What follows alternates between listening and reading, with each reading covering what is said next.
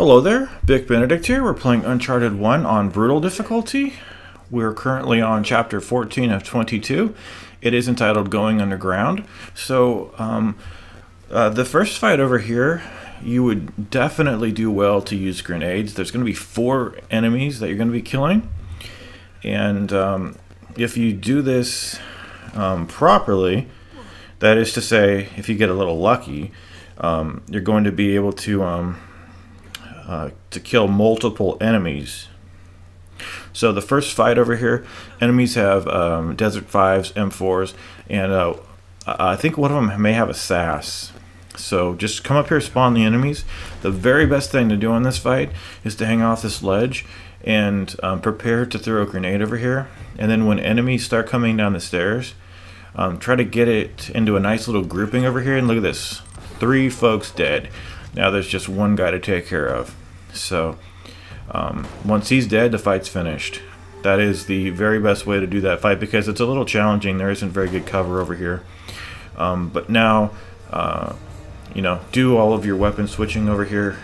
And the next fight is kind of a notorious fight, but there aren't that many enemies, and there's plenty of safe areas to stand.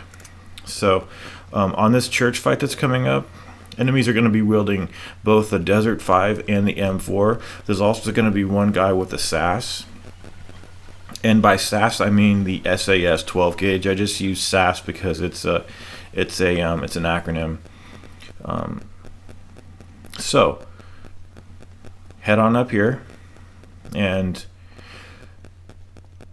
the nice thing about this is that you do have an advantage at first because the enemies don't know that you're over here. So you can either pick off this guy, try to get a headshot on him.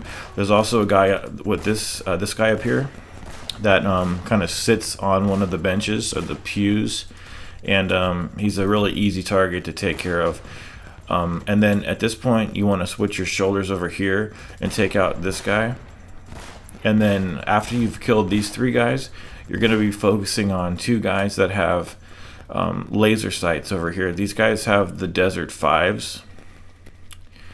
And didn't you just love that triple kill we got in the last fight? That was just absolutely beautiful.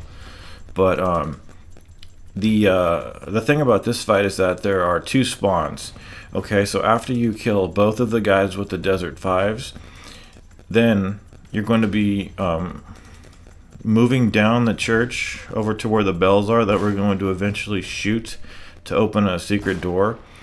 And once you go down a ways, then you're going to spawn about I think 3 more guys, and they're pretty aggressive. They will try to charge you and flank you.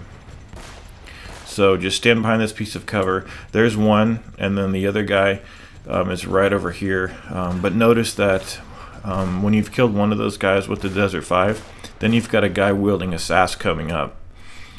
Okay, so that's something that you can note, because if you want to switch out to one of the M4s later, you can pick up the SAS and then find a spare M4.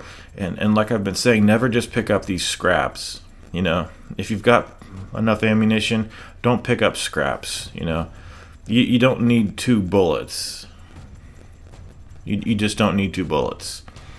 So even if you advance up here, you're not going to spawn any more enemies until this guy up here is dead. So just be really conscious of the fact that once this guy's dead, you're not going to spawn enemies until you move up and cross a tripwire point. I don't know exactly where it is, but I do know approximately where it is. Okay, he's finished. Now I'm gonna survey the environment a little bit, see what's what over here, and notice that we've killed everybody, but we haven't spawned the next people. So just come up here and immediately fall back. You'll hear people shooting at you, and this is a really good spot to stand. And I'm not really sure why this fight is it's notorious. I know there's another one later in the game, but just like this one, it's not too difficult. Just use the M4 here and mow down everybody. Look, I mean, everybody's dead. There's just like 3 people that spawn there. Okay, so after you're done, make sure, assuming that you want the 92 FS 9mm, make sure that you pick up an enemy's Desert 5. Pick it up, I say, and then switch out for the former to max out on the 9mm rounds. Alright, and then also switch to the SAS and swap over to the M4 or vice versa, just depending on what you want. Okay, and after that, all you need to do is just shoot those 2 bells quickly. What I do is I shoot one, turn around, swap, center the camera with the camera reset, and then it's a done deal. I'm not sure why that fight is notorious. It's quite simple. Quite simple.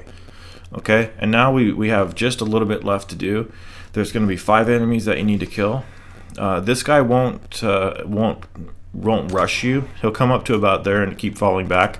I like to take out the guy in the distance and then melee kill this guy. I got a brutal combo for myself. And then with those 2 guys gone, we're going to go into the next room. There's going to be 2 more guys and then a final guy, and then that's the extent of this chapter. It's pretty brief. Okay, so there's 1 guy down, and then there's going to be another guy down. You've got to kill all these 5 guys on a checkpoint, but it's so easy to take advantage of this cover trick. And remember in the last chapter I was mentioning that if you just want to move out of cover without jumping out of cover, all you need to do while you're aiming is press circle.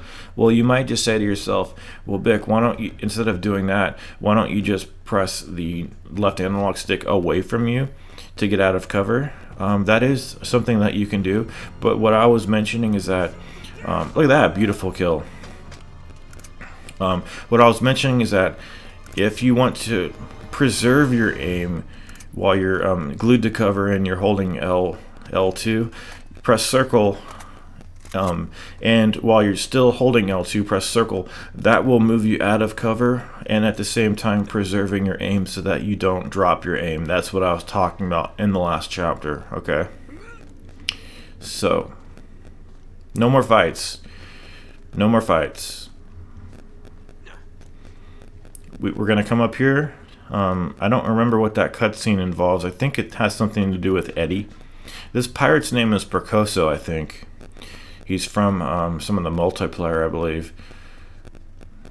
But now all you need to do is just interact with the winch over here, go through the door, and that is the extent of Chapter 14. I will see you in 15.